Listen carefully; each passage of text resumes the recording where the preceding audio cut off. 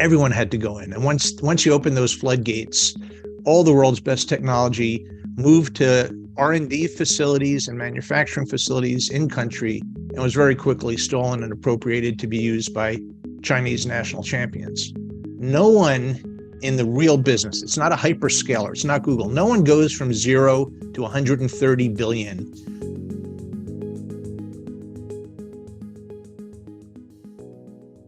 Welcome to the IEA podcast. My name is Matthew Lesh. I'm the head of public policy here at the IEA. Each week, this podcast asks a tantalizing policy question to a top political and economic thinker. Today's question: will China win the wireless wars? 5G is a revolutionary wireless technology that's not only meant to drive faster mobile internet speeds, but also the Internet of Things, driverless cars, as well as modern industrial machinery. Yet many analysts have suggested that Western companies are falling behind Chinese telco equipment giant Huawei, which has now been banned from many Western networks.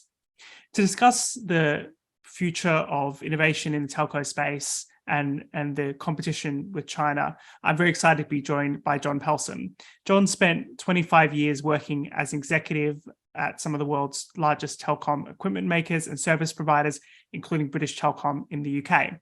He's also author of an excellent new book, Wireless Wars: China's Dangerous Domination of 5G and How We're Fighting Back. Jon, welcome to the IEA podcast. Nice to be here, Matthew.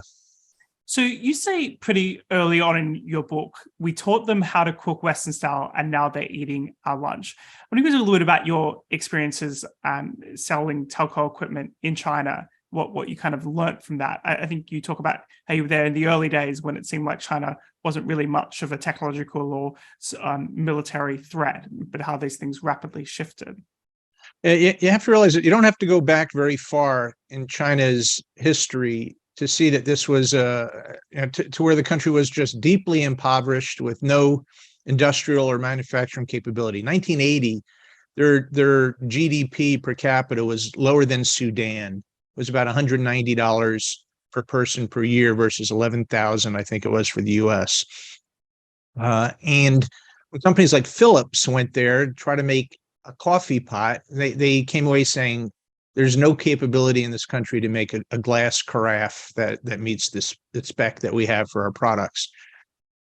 20 years later, they had surpassed Bell Laboratories, Marconi, Alcatel, all the world's most brilliant engineering companies in the most sophisticated technology. And it's both a testimony to the capability of the people in China and to the aggressiveness with which the government led the intellectual property theft, and the government made a decision to back the development of what they considered to be critically important companies in important sectors. The Western companies like Lucent, where I was at the time, Lucent Bell Laboratories, moved manufacturing to China in the 90s. And in a way, it was a boneheaded move because they were required to share intellectual property. They knew there was what they didn't share would be stolen. But the fact is, any company that didn't move there would have been knocked out of the market by any company that did. So if Lucent said, we're going to keep our manufacturing in Shreveport, Louisiana, but Nokia and Alcatel said, all right, well, we'll move into China, then Nokia could have been selling into the United States market at pennies on the dollar, and Lucent would have been put out of business even faster. So as long as you had that kind of tragedy of the commons where everyone was tempted to go in there and they kind of couldn't not go into China, everyone had to go in. And once you open those floodgates, all the world's best technology moved to R&D facilities and manufacturing facilities in country and was very quickly stolen and appropriated to be used by Chinese national champions. Yeah, I think there's almost an intriguing kind of repeating of history there. If you look back at some of the history, I've been looking at recently in relation to microchips and microprocessors, where initially Japan comes in and says, oh, we're going to buy this, we're just going to manufacture what the US innovators are doing. And then a decade later, they've managed to innovate even beyond that. And I think it's from reading your book, it's kind of a similar story with respect to China, where what Huawei started as a pretty plucky startup, basically buying Western equipment and reselling it into China, but very quickly it managed to not only begin by copying that equipment, but even innovating and improving upon it, to where Huawei, through kind of a quite miraculous, I suppose, impressive, and maybe in some ways concerning business practices, managed to become effectively world leading in 5G. Yeah, the companies in China, the state-owned companies, there was one called Great Dragon. That was going to be their national telecom equipment maker, totally owned by the CCP. And I had an account from the CEO of Broadsoft, an American technology firm. And what he told me was he went there on a meeting in China, and at the hotel they were hosting all the regional service providers, companies that bought Great Dragon's equipment. And he said the whole week they would head out, people would sleep in, they'd have this terrific lunch to start the day, then they'd head out into town, they'd be visiting the bars, the nightclubs. He detailed some of the other places that these guys were clearly visiting based on who they were bringing home with them back to the hotel. And at the end of the week, the buses pulled up, and these gentlemen, as they would board the bus, each one would be handed his binder of that previous week's training materials. So they could go back and show their boss, yeah, I just got trained, I've been brought up to speed. Of course, they didn't know anything. And the only thing that mattered was that the phone number for Great Dragon was on the binder, on the spine of the notebook, because they were now obligated to call back and say, I don't know how to fix any of this. Can you guys send someone? That company had no innovation. They had no technology focus. They had no customer delivery focus, and they went out of business. But Huawei, which was private to the extent that you had a founder who wanted to get rich and wanted to build a company in his own vision, they thrived and they did great. But that said, no one in the real business, it's not a hyperscaler, it's not Google. No one goes from 0 to 130 billion in a few years when your business requires you to, you're as we call them, metal benders. You're building boxes, you're constructing equipment, you have to put up factories, you have multi-year leads, sales cycles. Somehow they went until they were bigger than Nokia and Ericsson combined 3 times over in literally 10 years. So there was a government angle there, pouring in tens of billions of dollars to help them grow in a way that companies could not otherwise grow. Yeah, so I think that there's quite an interesting, intriguing history here with Huawei, where they do start as this kind of plucky private startup, but then become a national champion. And when something in China is a national champion, you cite some research in your book suggesting that it's effectively ultimately owned by the CCP and controlled by the CCP. On top of that, hugely subsidized by the CCP. And the implication of that on the global market was quite substantial. You saw in your own experience just how it undermines the ability of Western companies to compete, because Huawei would go in and undersell or underprice, perhaps even what some economists would call dumping. I'm normally skeptical of the idea of dumping. Like, normally, I think if a foreign producer is going to be subsidized to the point where they're selling a product really cheaply to me, fantastic. I get a product a bit cheaper than I might otherwise get it. But it seems like something more nefarious is going on here when it comes to Huawei. Yeah, there were 2 revelations early in the book. I initially was going to be writing a business book about the commercial battle between these companies, and a couple things emerged that changed the thesis. It wasn't that China was backing Huawei so they would have a successful company in the industry. China was backing Huawei, I realized, so that China would have a tool to assert their own political power in the world. Huawei was a means to an end. And the 2 revelations, one came from a FBI counter-intel officer that I was, through dumb luck, able to meet. And the other one came through my economics professor, who I'll start with what he shared with me. We talked about dumping and talked about subsidizing. The U.S. subsidizes Cisco, our big internet equipment champion. Wall Street Journal estimated $45 million over about a 15-year period. That's million with an M.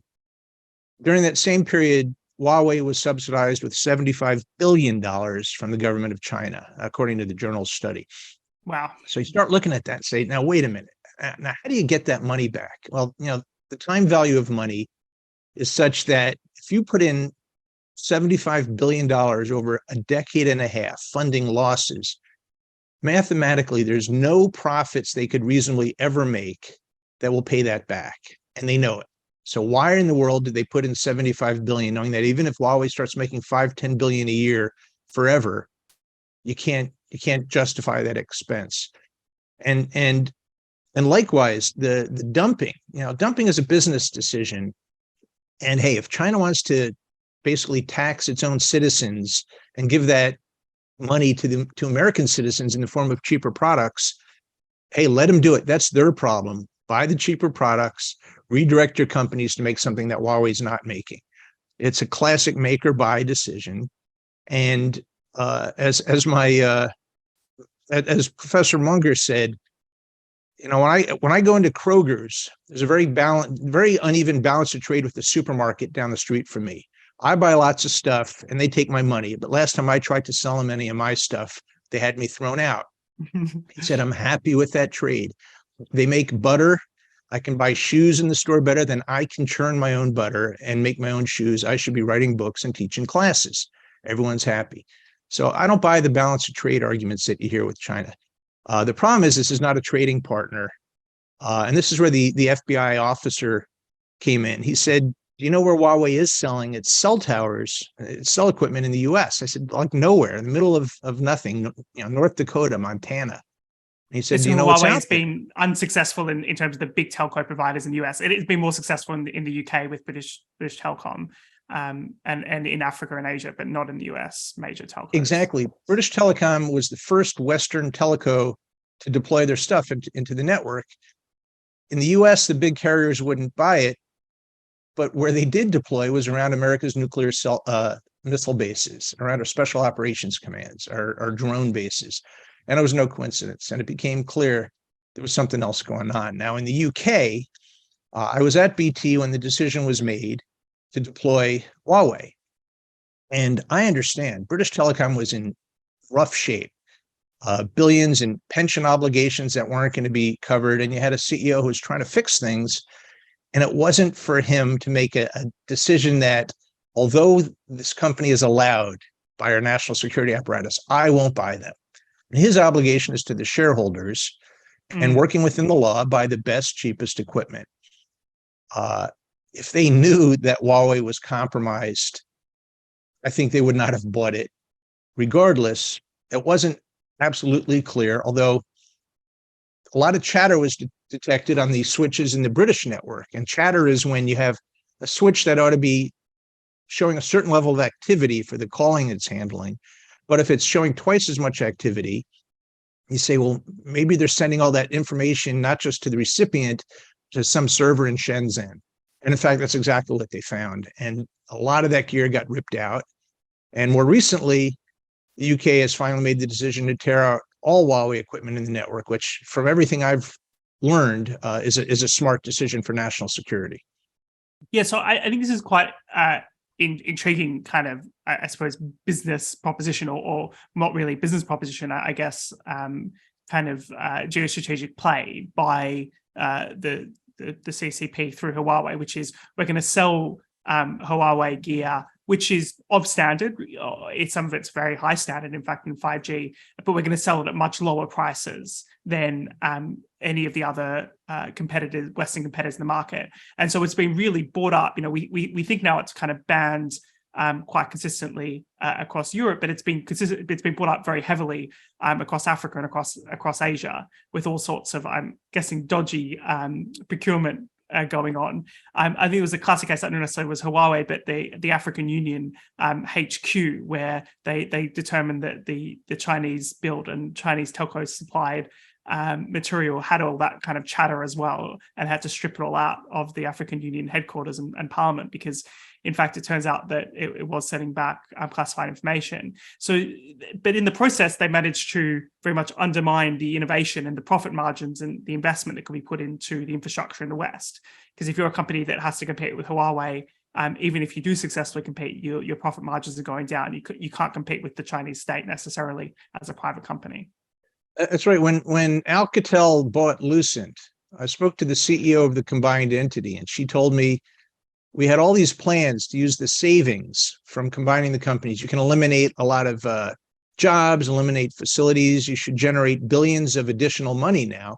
She said it was going to go into R&D to catch up with the now leading Chinese. And she said all that money had to go into price cuts of our existing products just to have parity with the prices that they were charging. And again, when you have a government feeding tens of billions of dollars a year, in some cases, into a company, you can undercut anyone who's got a commercial constraint. And the danger is when you do deploy these Huawei networks, you look at, take post-COVID, look how petulant China was towards Australia. Australia asked for an investigation into COVID, and China said, all right, no more beef, no more coal imports from Australia. We'll teach you to speak up. Well, 5G, and this is really important. 5G is not just faster 4G. The whole essence of 5G is it's going to be used to interconnect factory elements and ports and help warehouses find things. It's really about the Internet of Things because it's very reliable, very fast, very low, what they call latency. So it quickly gets information moved around without lags. And factories all use sensors today in their production. And they're wired sensors typically because they're much more reliable. But now 5G is out. It's just as reliable and it's more configurable. You can change the layout of your factory as demands change. That's an important thing, flexibility. So you picture AstraZeneca vaccine factory dealing with the next pandemic. And all of a sudden, the sensors are giving false readings. All of a sudden, the temperature levels are going through the roof or dropping or coming up zero altogether. And your Huawei 5G network is not allowing your vaccine factory to operate. Well, the idea that you would turn that power over to the CCP on such critical things that your ports would stop operating, the ships aren't being recognized, unloading can't happen. You can't, for national security, allow a country that feels it's at least a rival, and I think they see us as an enemy, frankly, you can't allow them that power. And that's really what 5G is about. It's not about spying. Of course, there's going to be spying, but it really is about controlling the most basic activities of civil life.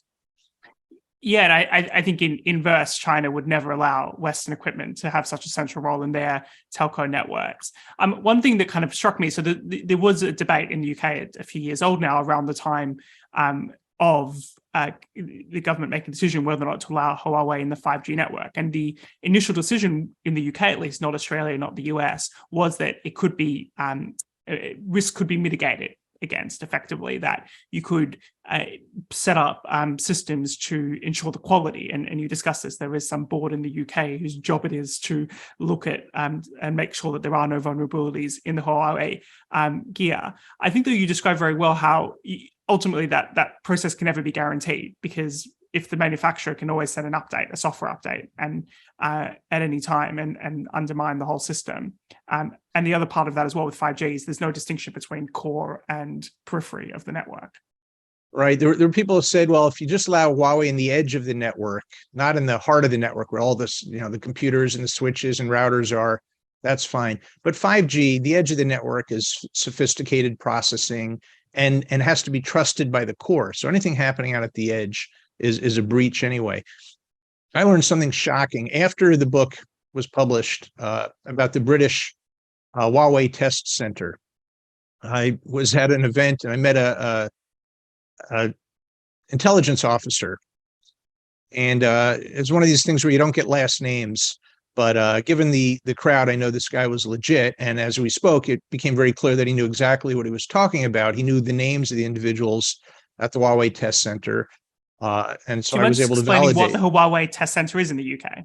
Sure. So it's a facility that was built to make sure that any Huawei equipment that went into the British network was safe, trustworthy, reliable. The center was run by Huawei. It was funded by Huawei, and then it was co-managed with other authorities. Now that should raise some flags. But what he told me was that he was reviewing the contract agreement for the establishment of that center. And here's what he learned. If they're testing a piece of equipment and they find that it's compromised, it has a backdoor that would say allow Huawei or authorities in China to spy on a conversation in London, then that Well, first, if they don't find anything, it goes into the network. Everything's good. But if they do find there's a problem, it doesn't go into the network, but there's a non-disclosure agreement. And the test center can't tell any of its partners that this is compromised equipment. And who in the world signs a contract like that? But that's the terms that are in place now for that Huawei test center. Wow. So Huawei's now, it is a realization, I think, post-COVID that China's a threat. A lot of focus went on Huawei. The US government made a decision to block the ability to send chips that are core to the Huawei gear. And of course, a lot of the base stations that they're developing actually use Western chips. China doesn't have much capacity to develop their own microchip, their own fabs. I'm wondering what has been the impact on Huawei. Where are they today in terms of their capacity to continue dominating in the sector? Is China going to be able to replace all those loss of Western technology? And what was the justification for that from, I think it was the Trump administration, for restricting the export of these chips to Huawei? Yeah, it's one of those extraordinary situations where both the Trump administration and the Biden administration see eye to eye on this. Total continuity of policy on the threat that Chinese technology is presenting. And there's a few false arguments that I hear about it. I say, well, America just doesn't want the Chinese competition. The United States has no competitors in that sector anymore. I don't think America would jeopardize our own business in order to help a Finnish company called Nokia sell more stuff into America, to help a Swedish company called Ericsson. There are no American companies even playing in this space. So it's not protectionism or helping favor our own companies. The fear is that China is using the company as a tool to get access to and to be able to control and influence operations of foreign countries.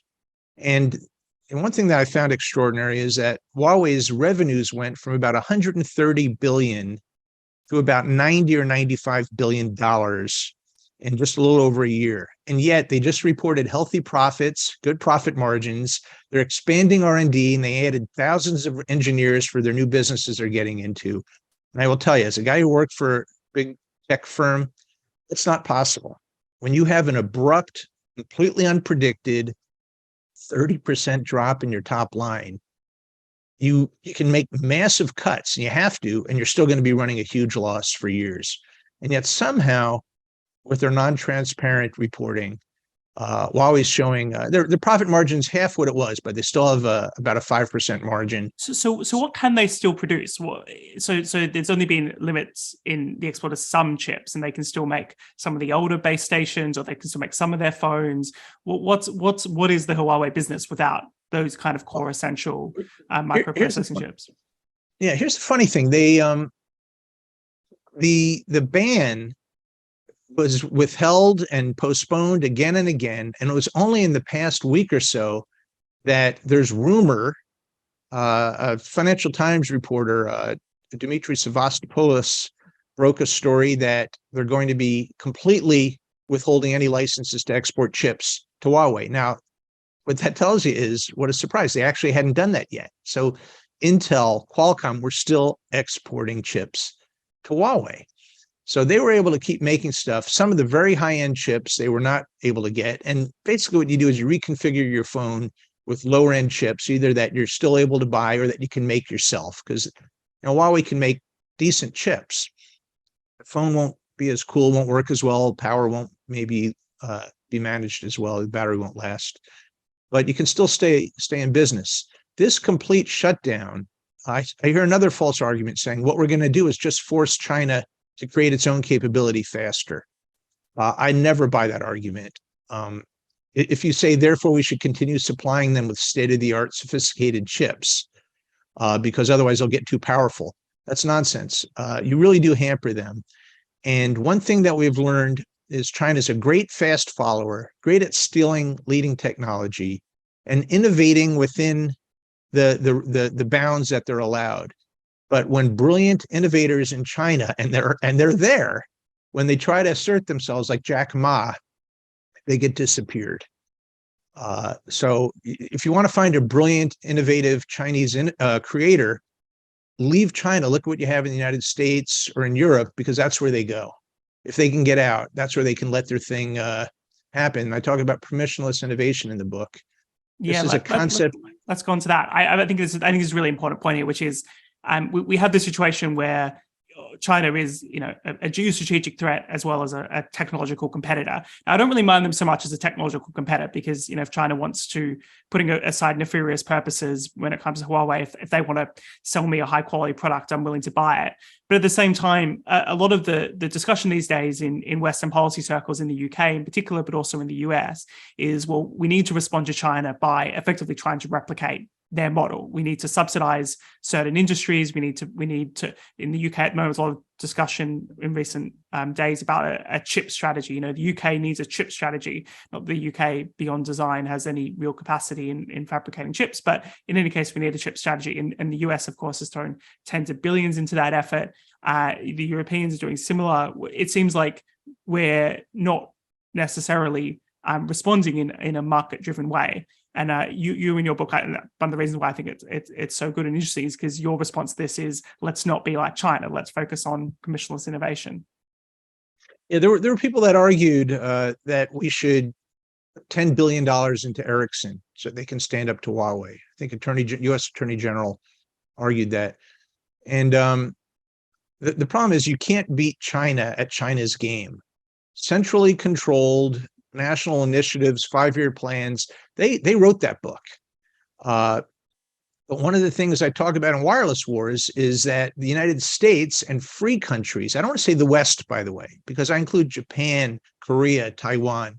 These countries thrive economically and commercially and innovate because culturally, there's a much wider tolerance for failure, for enormous success. You can get very wealthy. There's no great shame in, people don't look at Jeff Bezos as the shame of the United States or Elon Musk. There's people that don't like him. And certainly when you're up to $200-300 billion, there's going to be concerns, but they're also in ways heroes. People become fanboys for what they're doing because it's extraordinary. In China, Jack Ma, the richest man in the country, has been eliminated. He's not dead.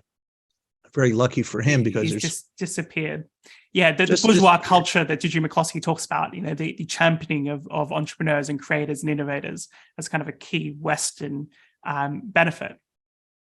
That's right. And if you look at, there's a concept I came across at a group called the Mercatus Center called Permissionless Innovation.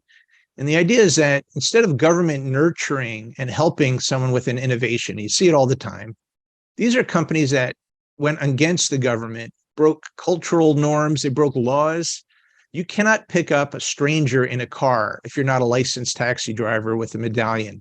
And yet Uber was doing just that. Government sued them. They said, you're not licensed. And they won. They faced the government in court and won. You had Airbnb and Vrbo, vacation rental places saying, you're not zoned to be a hotel. You can't have strangers staying in your house. And they faced the government in court and they won. Not every single time, but often. In China, you face the government in court and you hope you don't get executed, because there are many examples I found where that was literally the outcome. They faced the government and 2 weeks later, summary execution of senior executives who had crossed a line. So when you have this willingness, not an encouragement, but tolerance of people kind of shaking it up, you get disruptive innovation, totally changes models.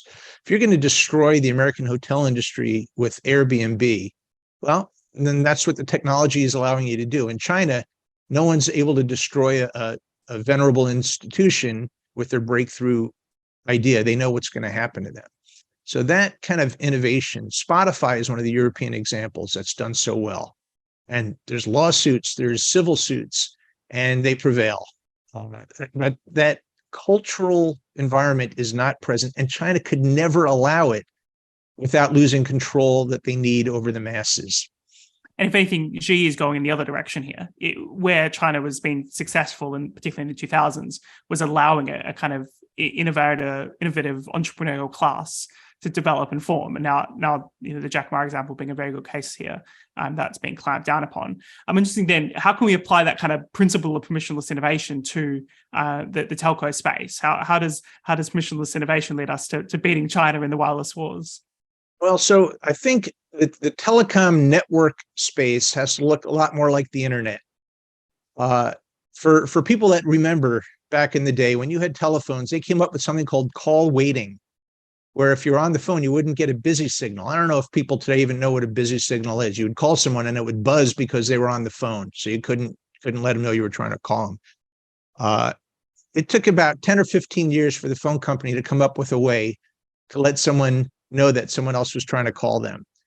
Uh, these types of caller ID, 20 years in the making. Now you can see the number of the person calling you. That's how the telecom networks work, because there were closed systems. Innovation was not really the game. On the internet, between introducing the internet and having a Zoom video like we're doing now, was lightning speed. People invented things because anyone can invent an app and put it onto the internet. You cannot invent an app and put it onto your wireless telephone network. It is absolutely locked down. Nokia or Ericsson or Huawei is going to deliver it. So the answer has to lie in unleashing all the innovative people. And I talk about one possible path. There's something called Open RAN, which is just the idea that you crack open all the connections between a cellular antenna and a cellular switch and a cellular router and all the different elements of the cell phone network, the stuff that's up in the cell towers and down at the bottom of the tower and in the switching centers. Right now, it's all a closed network. And one possible path is to open up those connections so that if Dell wants to make a radio, they can join the business. Or if some guy at the university comes up with a new software for handing off a phone call, he can introduce it into the network. And once you've opened that up, I think it's going to be very powerful. Now, I don't know if Open RAN is going to be the answer, because it's got a problem. You don't have one neck to choke. When you deploy your network, there could be 30 different companies that are making hardware, software. Instead of just going to Nokia and yelling at them, you got to start wrangling them. And Capgemini maybe owns fixing that, or Accenture. And they're not, right now, they're not up to it either. So the answer somehow has to lie in unleashing creative free market forces instead of scale large centralized companies. And that's ultimately the way you're going to see more innovation in the space, because I think it's kind of striking the sense in which you have so few providers of telco infrastructure that it is a very specialized area. It doesn't necessarily have to be so. It doesn't necessarily have to be Ericsson providing this piece of infrastructure. If a bunch of other companies can provide the same service and compete with each other in a kind of an open marketplace, you could end up with a much better outcome. And that would also very much reduce the costs, I presume, and make it far more cost competitive, even with a subsidized Chinese competitor. That's right. And I'm kind of interested to hear as well is the kind of historical metaphor, just for something to finish up with, where your book opens with, which is with AT&T basically inventing wireless telephone technologies, but then at Bell Labs, but not realizing the goal that they have, and just the kind of stagnation that comes with being a big monopolistic player in the space that's got a little bit too much revenue, more than it necessarily needs, and therefore isn't at the cutting edge. What is it worth thinking about it in that way, that, you know, we can kind of have a history might end up repeating itself, where the innovators come through and the old kind of stagnant bigger providers in the space ends up falling apart? Yeah, it's part of the dilemma. You release spectrum, and that should allow innovators to provide wireless services. Now, who should that spectrum go to? Well, typically it goes to the companies that are already operating services in the spectrum, because they have most of the talent and the capital, and they know how to run a network, but they're not looking to disrupt anything. Whether it's British Telecom or AT&T or anyone, those companies are very competent, and they have a great argument saying we should be getting the spectrum and we'll bid the most for it. It should go to the high bidder. Well, it's always going to go to them. But when you get companies like Rakuten in Japan or Dish in the US that are trying to build radically different types of networks using kind of this open model that I'm talking about, where components come from any company, you can do it today. It's not easy, but it's being done. The argument is that they should be allowed to get spectrum, but then you start picking winners. Who's the government going to gift that spectrum to, and that is a dangerous strategy. Anytime the government is giving either something of value like spectrum or direct cash, you're steering a market in a non-market way. You're picking winners, but more likely picking losers. Exactly. And one example of that, Matthew, is when the CHIPS Act, which is perhaps $50 billion to telecom, to chips companies. If you grant money, if you say we're going to give Intel $5 billion to do this chip development work, for example, well, Intel's going to take that money and they'll do that work because it's free funding. But they won't go out and hire 8,000 more engineers. You can't. It's just not possible. So they're going to take their teams and redirect them from what the company thought was a really good use of money to something that they didn't really have any input on, but sure, we're game. It's free. Maybe we'll get something out of it. It's a dangerous model to work under when you crowd out other activities because you're giving money for free. You're basically steering the market in a non-market way. And that looks an awful lot like China, who, for all of its efforts, still can't make an advanced microchip. They still can't do it. And if you ask me, I don't think they're going to be able to, with their cultural constraints that the government's putting, I don't think they're going to be able to. Struggling to get to that kind of cutting edge of innovation. Well, Jon, thank you so much for joining the IEA podcast. It's been a fascinating discussion, both kind of in the subject area specifics of wireless technology, but also just kind of the broader principles around innovation and ensuring at the cutting edge of technology. If you're enjoying the IEA podcast, please do subscribe on your chosen podcast provider or on YouTube, where you can watch the video. And if you're enjoying the IEA podcast, please do visit the IEA website, and where you can also sign up to become a Patreon if you'd like to support us. Well, if you enjoyed that conversation, why not watch one of these other videos? And while you're here, remember to hit the subscribe button and the notification bell. That way, you'll never miss out on a single IEA broadcast.